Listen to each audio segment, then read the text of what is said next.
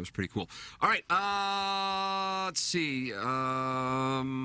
The audio that I wanted to play, Doug Armstrong saying we can't be all in all the time. Doug, did you watch that press conference yesterday? I did not. I missed it. I saw the soundbite. Do we have Armstrong talking about the Leddy acquisition? I do have two Armstrong bites. All right, let's take a listen. Leddy won. Army Leddy won. won, Doug. Yeah. Leddy won. Army won. Leddy won. All right, hit the lever, please. I don't think any one player is going to help the intensity of the Blues. That has to come from our leadership group. That has to start with the guys that wear letters. But also, it's everybody. It's everyone's responsibility on the team to prepare a way to win hockey games. And the NHL season's not 82 Rembrandts. And right now we're going through a play right now that's not indicative of winning hockey, and we have to get out of that. So I don't think any one player is going to come in and change that. That has to come from within, and that's going to be up to the players to get that done. Doug Armstrong yesterday, and he also said the team can't be all in all the time because then they won't have any draft picks left. I feel like the move was polarizing for people. Some Blues fans were happy about it. Some were irritated that they even did anything and then spent more draft capital to get somebody who, in the whole scheme of things, in their opinion, isn't really going to be the upgrade they need to get to contending level. Yep. That's your opinion, Plowhawk? The latter? I just think he knows the fan reaction wasn't going to be great because Sonny is, a beloved player. But I think the reaction would have been worse if he signed Sundqvist to like a 4-year, $30 million deal or 25. I think now is the best time to trade, and Doug Armstrong knows exactly what he's doing. They have a game plan. The dude, it's paid off. You cannot question him. It's a weird trade. I don't understand it, but I'm not going to. The only thing I would question not signing Pietrangelo. I think that's hurt him badly. I disagree. I think that they went and spent almost as much on Krug. And Well, I think that's Pietrangelo's the a problem. far better player than Krug. I think they really he was the heart and soul of the team, and I think that was a big swing and a miss by not re-signing him. But as far as Did you feel that way in the moment? Yes, You did? Yes. Plowhawk, you don't share that opinion. No, I mean, he had more juice left in the tank into defenseman, so comparing him to the Backus situation, it might be a little more apples and oranges, but I think there's a lot of people wanting Backus to stay, and you see how it happened in Boston in a year and a half. He was tapped out, and Boston still paid him $35-40 more million after that. Pietrangelo is a different type player, but I just think you would hate to back into that deal. And if we're able to get, guy like Kachuk and, re-sign Kyrou long-term, re-sign Thomas long-term. They went out and spent the money on Krug.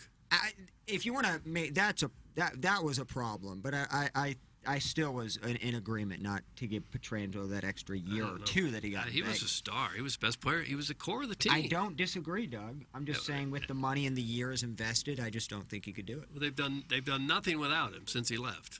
They've done nothing. And now they're desperate, find themselves desperate for defensive help, and it's cost them Sundqvist, who was a very popular player. I think people loved Sundqvist. He was a wrecking ball out there. Not a great player, but certainly a very good player. Had some big moments here. Like I said, my guess is they're freeing up the books to, add players next year. Yeah, But still try to compete this year because I don't think getting rid of Sundqvist, takes you out of playoff contention by any means. So, if you can make it and survive, you need, D-men. Yeah. Obviously, Leddy's not the best, but Probably doesn't change the team a whole lot, not having Sundqvist, but I think they felt they needed some defensive depth. Doug Armstrong went on the defensive, though, which I liked.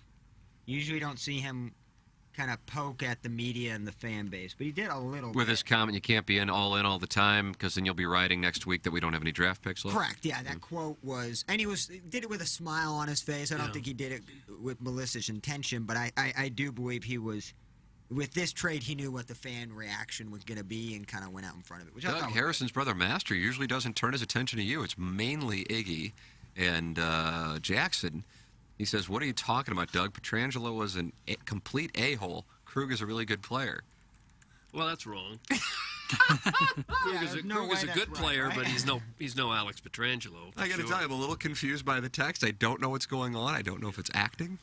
I think it's sarcastic because Pietrangelo was a great locker room guy, from what I heard. I wasn't in the He was locker room, Doug. captain. You've dealt Yeah. with him. I mean, It was fantastic. Well, I'm sure Great guy. Harrison's brother's been in the locker room many times. Knows he's an a-hole. Just We add to the loved list Alex of things he's Pietrangelo. wrong about. his only experience was like trying to probably get an autograph from like 1 a.m. Could at be. the airport. Yeah. Guys, Krug $6.5 million versus Petro's near $9 million he got with Las Vegas. I wanted Petro, but not for that price. That's from Danny Tanner. I would have taken him. It would have. I don't know. Hindered He got- your I'm not sure that franchise. that $9 million is that accurate. We checked that. I thought he was got like Was the no 7. movement clause was the issue more Yeah. than anything. It wasn't I would have Yeah, said, so oh you're well. paying him. as Okay, you much. wanna- I mean, don't get me wrong. I don't want to dismiss the actual dollars, but the no movement clause, I believe, was what made Armstrong go, okay, we're not going to keep waiting around and then have nobody, and then he went to Krug. I just thought they needed to hang on to Pietrangelo. Well, he's not hoisting any cups in Vegas, I can tell you that. So, Well, like, what it's not is- like he's the game changer for Vegas. They're a solid team, but not one defenseman is going to be the make or break for a team. And Vegas was talented before they got Pietrangelo. They thought he would get over the hump. They haven't with him, so. Had a lot of injuries this year. I just hopped in. I was going to complain about the sports talk, but it's Blues hockey, and I bleed blues. Suck it, Jackson. That's from Cal, a real audio guy. How'd that feel, Jackson? I bet he didn't care. Oh man, it's so Jackson and I, strange. we had lunch yesterday, and we were BSing about it. I don't know about this show because this is obviously different, but on 101, the only thing that is safe to talk about is the Blues. Yep. And I'm not talking about with management. Management lets us do whatever, but I'm talking about with the audience. Talk baseball pisses people off. Certainly talk basketball, even when it's local basketball, really pisses off a certain portion of the audience. And it's if they could get Blues all the time, they'd get Blues all the time. Well, it is the Blues flagship station, so I guess. Well, and I kind of that's what feel they like wanna hear. hockey's a sport where you could spit a scolding take and be right without watching a game for like a month. You could just look at the standings, look at the stats, see what people are saying on Twitter, and then kind of devise your own take and then go after it. So you don't need to watch every minute of hockey to have a nice, solid hot take. Here's how I classify like hockey fans. It's a more narrow fan. Like there's not as many of them as many other sports, but they're passionate as all hell. So Yeah. they're narrow but deep. They're very passionate fans. Where there might not be as many as the other sports, they're certainly very passionate. Harrison's brother Master is back. Pietrangelo is not a good locker room guy. Read the stories. Steen strongly disliked him. It's from Harrison's brother Well, Master. Steen was, I think, the problem, wasn't he? He was kind of He was more prickly than Call me Pietrangelo. Alexander. Yeah. You don't make a guy the captain if you think he's a bad locker room guy. Come on. They did win the cup with him, hoisting it, playing 25 minutes a game. I mean, we've seen Steiner swat mics out of his face. I don't know if I would. I love Alexander Steen. Love me some Steiner. But I don't know if I would take that seriously because he seems wouldn't like he would take be a that. hard guy to get along with, Alexander. It was in the paper. Must be true. I don't even know if that was in It's the where paper. masturbators getting his information. It was in the paper that Alex Pietrangelo was a bad locker room guy. I highly doubt I that was missed written that. in- Yeah, Steen said he's an I never a-hole. heard anybody say that. I never heard one person say that. Masturbator has. Yeah, he's the guy. The authority on Blues hockey. Well, I guess you'd have to agree with Armstrong when he says you can't go in all in every year because the salary cap prevents that. You can't just get every player that you'd want to get. Well, I by think the he's rules. smart enough to know that this team isn't 2 players away from hoisting a cup. Exactly. I agree with you. Well, you could be Connor McDavid and Austin Matthews away from winning a cup. Are they available?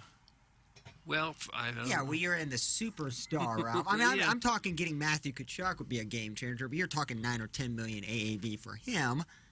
So, I mean, you're going to mortgage the franchise on a superstar. You might as well do it with a local kid. Well, we got breaking news.